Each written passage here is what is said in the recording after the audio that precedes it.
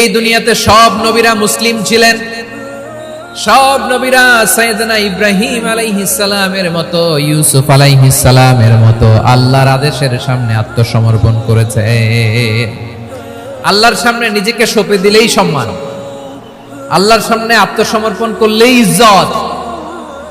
ইসলামকে রেখে দিয়ে অন্য কোথাও ইজ্জত খুঁজলে আমাদেরকে বেইজ্জতি করে ছাড়বেন কে? এজন্য ওমর ফারুক রাদিয়াল্লাহু তাআলা আনহু বলতেন, নাহনু কওমুন আ'আজ্জানাল্লাহু বিল ইসলাম ফাইন বিতাগাইনাল ইজ্জাতা বিগাইরিহি আদাল্লানাল্লাহ।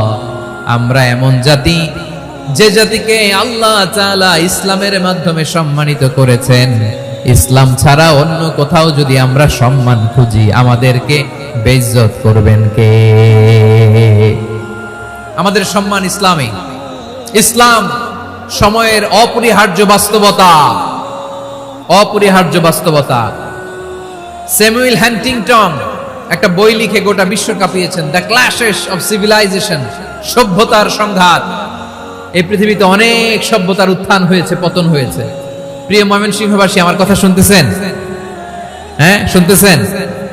দেখি আওয়াজ করে পড়েন তো, লিল্লাহে তাকবীর। সবাই পড়েননি? এত লক্ষ মানুষ তাকবীর দিলে এই আওয়াজ হয়? আমি বিশ্বাস করি না। সবাই পড়েন নাই, সবাই গলা ছেড়ে দিয়ে আওয়াজ করে পড়ুন তো, লিল্লাহে তাকবীর,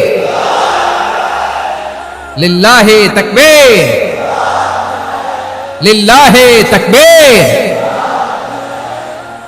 দ্য ক্ল্যাশেস অফ সিভিলাইজেশন, সভ্যতার সংঘাত। স্যামুয়েল হ্যান্টিংটন একটা বই লিখে গোটা বিশ্ব কাঁপিয়েছেন। বিভিন্ন সভ্যতার উত্থান এই পৃথিবীতে ঘটেছে, আবার পতন হয়েছে। এই পৃথিবীতে এসেছে আর্য সভ্যতা, বৈদিক সভ্যতা, মেসোপটেমীয় সভ্যতা, মহেঞ্জোদারো সভ্যতা, সিন্ধু সভ্যতা, অনেক সভ্যতা। এখন চলতেছে পাশ্চাত্যের ডমিনেশন, তারা এখন সুপার পাওয়ার। স্যামুয়েল হ্যান্টিংটন বলে, এক সভ্যতা, এক সুপার পাওয়ার বেশি দিন প্রভাব খাটাতে পারে না। এই পাশ্চাত্যের এই সভ্যতারও একদিন কবর রচিত হবে, এটাও একদিন নিচে নামতে বাধ্য হবে। এরপরে এমন এক সভ্যতা দাঁড়াবে, যে সভ্যতার পতাকার মধ্যে থাকবে লেখা লা ইলাহা ইল্লাল্লাহ। ওই সভ্যতার পতন পৃথিবীর কেউ করতে পারবে না। চিল্লায় বলেন ঠিক কিনা? সেটাই হচ্ছে ইসলাম। নাহনু কওমুন আ'আজ্জানাল্লাহু বিল ইসলাম। আমরা এমন জাতি, যে জাতিকে ইসলাম দিয়ে সম্মানিত করেছে কে? ফাইন বিতাগাইনাল ইজ্জাতা বিগাইরিহি আদাল্লানাল্লাহ। ইসলাম ছাড়া অন্য কোথাও যদি আমরা সম্মান তালাশ করি, আমাদেরকে আল্লাহ তাআলা অপমানিত করে ছাড়বেন। এজন্য আল্লাহর হাবিব বলেন, 6টি মৌলিক কর্মসূচির সারমর্ম হলো ইসলাম। আওয়াজ করে বলেন তো কয়টি? হাদিসে জিবরিলে সাইয়েদনা জিবরিল আলাইহিস সালাম বিশ্বনবীকে বললেন, ও নবী, আপনি বলেন তো ইসলাম কি? ইয়া মুহাম্মদ আখবিরনি আনিল ইসলাম। ইসলাম কারে বলে আপনি বলেন। আল্লাহর হাবিব বললেন, আল ইসলাম আন তাশহাদা আন লা ইলাহা ইল্লাল্লাহ ওয়া আন্না মুহাম্মাদার রাসূলুল্লাহ ওয়া তুকিমাস সালাতা ওয়া তুতিয়াজ যাকাতা ওয়া তাসুমা রমাদানা ওয়া তাহুজ্জাল বাইতা মান ইসতাতাআ ইলাইহি সাবিলা। আল্লাহর হাবিব ফরমান, 6টি মৌলিক কর্মসূচির সারমর্ম হলো ইসলাম। এক হলো তুমি সাক্ষী দিবা আল্লাহ ছাড়া কোনো ইলাহ নাই, মুহাম্মদ ছাড়া রাসূল নাই, তিনি আমাদের রাসূল। সালাত কায়েম করবা, যাকাত আদায় করবা, সামর্থ্য থাকলে আল্লাহর ঘরে হজ করতে যাবা। এই 6টা কর্মসূচির সারমর্মের নাম হলো ইসলাম। ময়মনসিংহবাসী আওয়াজ করে বলেন, এই 6টা কর্মসূচির সারমর্মের নাম কি? তাহলে ইসলাম কারে বলে বুঝতে পারছেন? এই যে এখানে কত সুশৃঙ্খল, আমার দিকে তাকায় আছে চাতক পাখির মতো, কি সুশৃঙ্খল। আর এই যে ধাক্কা ধাক্কি করতে করতে, ভাইরা বসে যান, বসে যান, বসে যান, কষ্ট হইলেও বসে যান, অল্প কিছু সময়, এরপরে বিদায় নিব, বসে যান। তাহলে 10 নম্বরের 1 নম্বর আমরা বুঝে ফেলছি, ইন্নাল মুসলিমিনা ওয়াল মুসলিমাতি।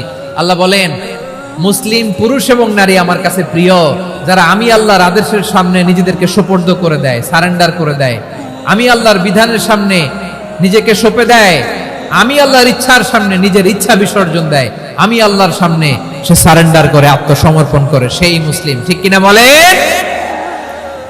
তাহলে 1 নম্বর বৈশিষ্ট্য, ইন্নাল মুসলিমিনা ওয়াল মুসলিমাতি। এরপরে আল্লাহ বললেন ওয়াল মুমিনিনা ওয়াল মুমিনাতি, বিশ্বাসী নারী এবং পুরুষ, আত্মসমর্পণকারী নারী এবং পুরুষ যেমনি আল্লাহর কাছে প্রিয়, ঈমানদার পুরুষ এবং নারীরাও আল্লাহর কাছে প্রিয়। পড়েন সুবহানাল্লাহ। মুমিনিনা ওয়াল মুমিনাতি, দেখেন আমি আলোচনার শুরুতেই বলেছি এই আয়াতে আল্লাহ তাআলা পুরুষদের কথা বলার সাথে সাথে পাশাপাশি কাদের কথা বলেছেন? নারীদের কথা। আওয়াজ করে বলেন কাদের কথা? হ্যাঁ, নারীদের কথা বলেছেন। এজন্য মুমিনিনা ওয়াল মুমিনাতি, আল্লাহ ঈমানদার পুরুষদের যেমনি পছন্দ করেন, ঈমানদার নারীদেরকেও তিনি পছন্দ করেন। ঈমান মানে হচ্ছে স্বীকৃতি দেওয়া। ঈমান মানে স্বীকৃতি দেওয়া। কিসের স্বীকৃতি? বিশ্বাসের স্বীকৃতি। কিসের? মাশাআল্লাহ, বিশ্বাসের স্বীকৃতি। এই পৃথিবীতে বিশ্বাসের দাম বড্ড বেশি। এই পৃথিবীতে সবচেয়ে দামি জিনিস কি? বিশ্বাস। বিশ্বাস ছাড়া এই জগৎ চলে? স্বামী স্ত্রীর সম্পর্ক কিসের উপর টিকে থাকে বলেন তো? হ্যাঁ, বিশ্বাসের উপর টিকে থাকে। স্বামী স্ত্রীর সম্পর্ক টিকে থাকে বিশ্বাসের উপর। আচ্ছা, পার্টনারশিপে যারা ব্যবসা করেন, পার্টনারশিপের বিজনেস, এটা টিকে থাকে কিসের উপর? বিশ্বাসের উপর। এই জগৎটাই চলে বিশ্বাসের উপর। বিশ্বাসীরা এই পৃথিবীতে না থাকলে আল্লাহ এই পৃথিবীও টিকায় রাখতেন না। একজন বিশ্বাসী এই পৃথিবীর বুকে বেঁচে থাকলে আল্লাহ তাআলা এই পৃথিবী ধ্বংস করবেন না। চিল্লায় পড়েন আল্লাহু আকবার। এই পৃথিবীর সবচেয়ে দামি বস্তু বিশ্বাস, সবচেয়ে দামি। বিশ্বাস দিয়ে এই পৃথিবী চলে। এজন্য জ্ঞানীরা বলে বিশ্বাসে মিলায় বস্তু, তর্কে বহুদূর। বলে না? বিশ্বাসে মিলায় বস্তু, তর্কে বহুদূর। বিশ্বাসে এই পৃথিবী টিকে থাকে। আচ্ছা দেখেন, ঢাকা থেকে একজন লোক কক্সবাজার যাবে। প্রিয় ময়মনসিংহবাসী আওয়াজ করে বলেন কই যাবে? ডবল ডেকার বাস আছে না, যেগুলোতে ঘুমায় ঘুমায় যাওয়া যায়।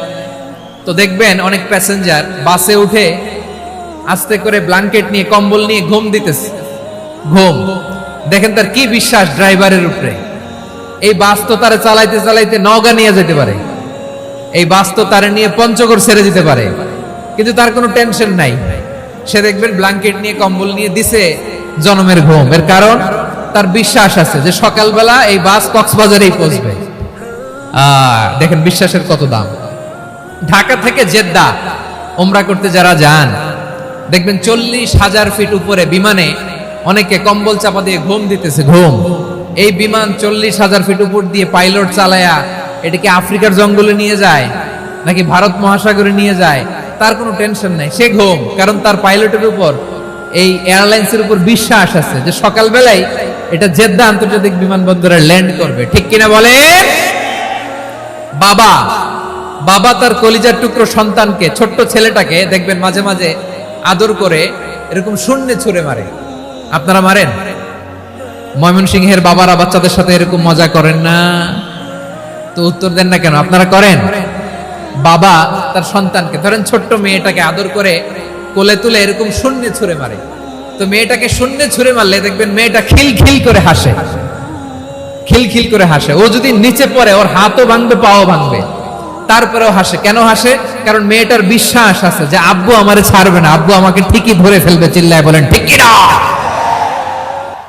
ও আমার প্রাণের ময়মনসিংহের ভাইরা, এই জমিন চলে বিশ্বাসে। বিশ্বাস এই পৃথিবীর সবচাইতে দামি সম্পদ। এজন্য একজন বিশ্বাসী জমিনের মধ্যে বেঁচে থাকলে এই জমিনের উপর আল্লাহ প্রলয়ঙ্কারী কিয়ামত দিবে না।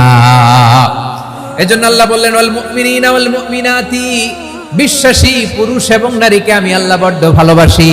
তারা এমন ভাবে বিশ্বাস করে, না দেখে বিশ্বাস। আল্লাহ বলছেন আল্লাযীনা ইউমিনুনা বিল গায়বি ওয়া ইউকিমুনাস সালাহ, আমার বিশ্বাসী বান্দারা না দেখে বিশ্বাস করে। অদৃশ্যের প্রতি তারা বিশ্বাস রাখে, না দেখে বিশ্বাসটাই আসল বিশ্বাস। ঠিক কিনা বলেন? আচ্ছা বুঝে থাকলে উত্তর দেন। আমার হাতে 3টা চকলেট নিয়ে যদি আমি বলি এই যে আমার হাতে চকলেট, তুমি বিশ্বাস করো? আপনি তো বলবেন করি, কারণ চকলেট তো দেখা যায়। বিশ্বাস না করে যাবেন কই? কিন্তু আপনারা না দেখায়া 3টা চকলেট এরকম মুষ্টিবদ্ধ করে পিছনের দিকে নিয়ে যদি বলি বন্ধু আমার পিছনে ডান হাতের মুঠায় কিন্তু 3টা চকলেট আছে, বিশ্বাস করো? ও না দেখেও যদি বলে বন্ধু তুই যেহেতু বলছিস বিশ্বাস করি, যদি করে এটাই আসল বিশ্বাস। না দেখে বিশ্বাস করাটাই আসল বিশ্বাস। চিৎকার করে বলেন ঠিক কি না? এজন্য আল্লাহ বললেন না দেখে বিশ্বাস হলো আসল বিশ্বাস। অদৃশ্যের প্রতি বিশ্বাসকে বলে প্রকৃত বিশ্বাস। আল্লাযীনা ইউমিনুনা বিল গায়ব, আমার বান্দারা না দেখে আমি আল্লাহর উপর বিশ্বাস করে। এবার বিশ্বনবী বললেন 6টি মৌলিক কর্মসূচির সারমর্মের নাম যেমনি হলো ইসলাম, ঠিক তেমনি 6টি মৌলিক বিশ্বাসের বিষয়ের উপর ঈমান আনার নাম হলো বিশ্বাস। সুবহানাল্লাহ বলেন।